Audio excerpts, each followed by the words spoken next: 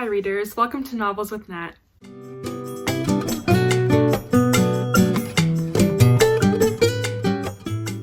In today's video, I want to talk about my top 10 favorite thrillers of all time. Now this video was not an easy one for me to plan for. I've read somewhere in the range of 200 thrillers. It is definitely my most read genre. It's probably my favorite genre. And so narrowing this list down to just my top 10 was very difficult.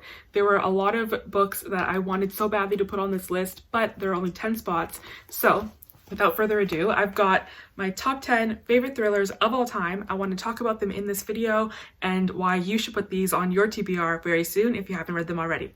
So I'm going to talk about these books in no particular order. The first one I want to talk about is a classic. Anyone who loves thrillers has probably heard of it, and that is Gone Girl by Gillian Flynn.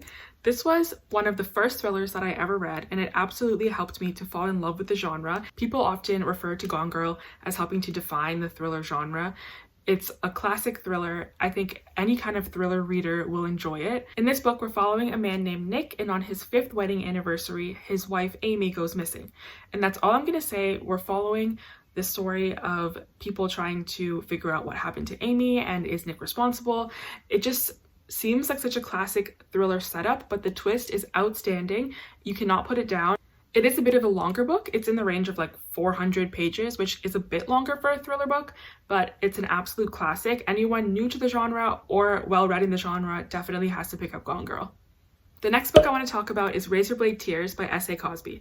This one I would classify more as like a crime thriller, and in this book we're following two men named Buddy and Ike, and their sons were in a relationship and they were unalived, and so this story is a story of revenge, of family. It follows these fathers as they try to figure out what happened to their sons and get revenge for the wrongs that were done to them. And this story is so much more than just a thriller. It's really emotional and moving, and it's beautiful to see the relationship between these two characters who are different in so many ways, but who share this common bond, and just following their relationship and their character development, as well with the mystery of the story and S.A. Cosby's amazing writing. Definitely a favorite of all time. You have to read Razorblade Tears. Next book I want to talk about is Local Woman Missing by Mary Kubica. This is by far my favorite Mary Kubica book, and it is one of my all-time favorites. It's a really strong mystery. This book, one of its strengths, I would say, is that Mary Kubica does a really good job of putting a lot of red herrings in this book. She's constantly making you believe that what's happening over here is the case and the truth, and then she'll immediately divert and there'll be another story, and you're constantly changing in your mind who you think is responsible and what's actually going on. The twist in this book definitely got me by surprise. I think anyone who enjoys thrillers or mysteries should 100% read this one. In this book, a woman named Shelby first goes missing, and not long after, another woman named Meredith and her 6-year-old daughter Delilah vanish as well. Now, 11 years later, Delilah shockingly returns, and everyone wants to know what happened to her, but no one is prepared for what they will find. This book is so layered, it's so multi-dimensional and complex, and there are so many different overlapping storylines. It's multiple POVs, so we're looking at this event from multiple people's perspectives, trying to figure out what happened. It was so engaging. I flew through it. 100% would recommend this book. The next book I want to talk about is Lock Every Door by Riley Sager. This is my favorite Riley Sager book. It is such a unique thriller. In this book, we're following a woman named Jules who gets a job to work as an apartment sitter in an apartment building called the Bartholomew. And while she's there, another apartment sitter in another one of the rooms goes missing. And so we're following Jules as she tries to figure out what happened to this other apartment sitter, as well as while creepy things are starting to happen in the Bartholomew. And I'll say that the twist in this book absolutely had my jaw on the floor. I did not see it coming. It's so unique. It's not a twist that I've ever seen done in another thriller book before, and I think it was just the uniqueness about it that really captivated me. This book also sort of plays with the idea of the creepy building itself almost feels a bit like a character in the story. So the Bartholomew really does feel like a character, and it brings so much to the story. And it's definitely like I would say like a gothic kind of haunted apartment type of story. It's outstanding. 100% should read Lock Every Door. The next book I want to talk about is The One by John Marrs. So in this book, there is a world where you can now take a DNA test that will genetically match you to your one true love. In this book is also multiple POVs, so we're following 5 different people as they sort of navigate this situation and what they do and how it affects their relationships. This book is I would say maybe speculative fiction. It's sci-fi, it's thriller, it kind of breaks so many genres. There are sort of themes of romance as well. It's an outstanding book. It's definitely a little bit on the longer side, I would say, a little over 400 pages. But it's definitely well worth the read. It flies by. There's also a TV show based off of this book, which in my opinion wasn't anywhere near as good as the book itself, but it was still worth the watch. So this is definitely one of my favorite thrillers of all time. The next book I want to talk about is, again, one of my favorite thrillers of all time, and that is The Last Mrs. Parrish by Liv Constantine.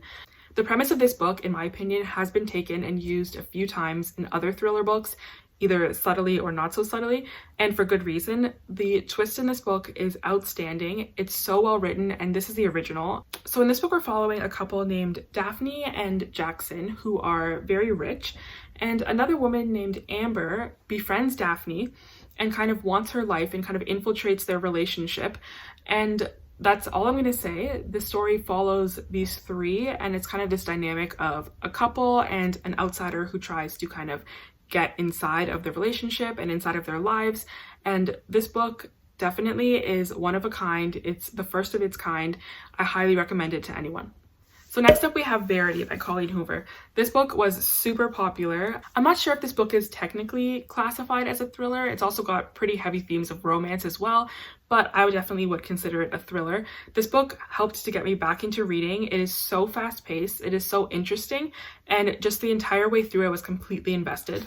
So we're following a woman named Lowen, and she's a struggling writer who gets offered the job of a lifetime to finish writing a popular series by an author named Verity, who has since been in an accident and is no longer mentally or physically able to continue writing. And so her husband, Jeremy, is looking for someone to continue and finish that series for her.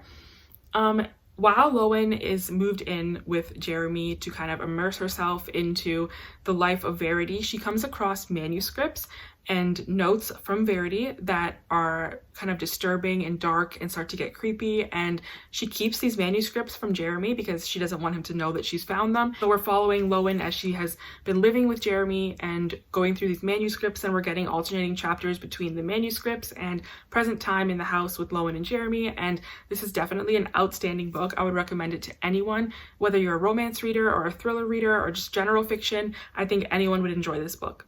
So next up we have Behind Her Eyes by Sarah Pinborough. The twist from this book is, in my opinion, the best twist I've ever seen in a thriller book of all time. It is not going to be for everyone, but if you do enjoy it, it's going to be one that you remember for the rest of your reading journey. I don't think any book has ever come close to replicating this kind of a twist for me, and I think about it all the time. It was turned into a Netflix show. They put this sticker on, which I absolutely hate, but it wasn't turned into a show, and the show was good. I did enjoy it, but the book, of course, is 10 times better. So in this book, we're following a woman named Louise who is starting a new job. And so the night before she starts this job, she goes to the bar for a drink, and she meets a man called David. They end up kissing at the bar. Then the next morning she goes to her new job, and this man David is her new boss.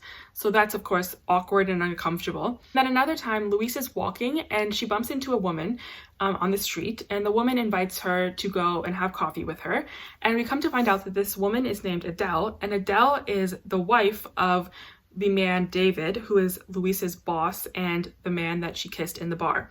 And so now Louise is kind of in the middle of this couple. She's got her boss and a person who she kissed in a bar, and now she's got this new friend that she's made, this woman Amber. And so it's kind of like she's in the middle and she's trying to navigate her place, and she's inside this relationship kind of in two capacities.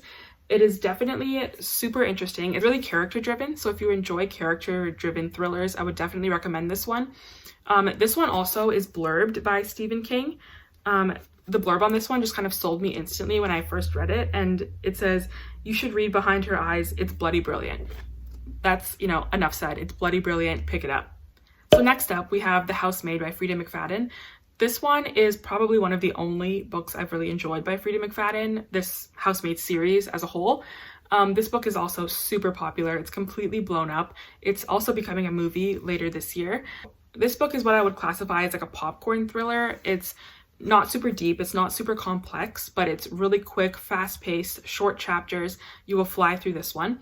So in this book, we're following a housemaid named Millie, who ends up moving in with a couple, Nina and Andrew. to be their housemaid.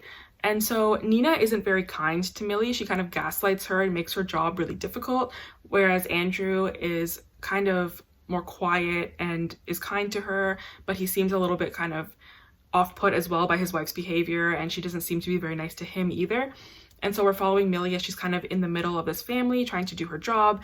At the same time, creepy things start happening. She starts noticing things are a bit off. Like, for example, on the back of the book it says that she notices that her attic bedroom door only locks from the outside. So I would definitely recommend The Housemaid if you haven't read it yet. Okay, the last thriller book I want to talk about is The Turn of the Key by Ruth Ware. This is my favorite Ruth Ware book. It's the only one I've given 5 stars so far, but it definitely made it to one of my favorites of all time. In this book, we're following a woman named Rowan, and she gets a job as a live-in nanny for a family.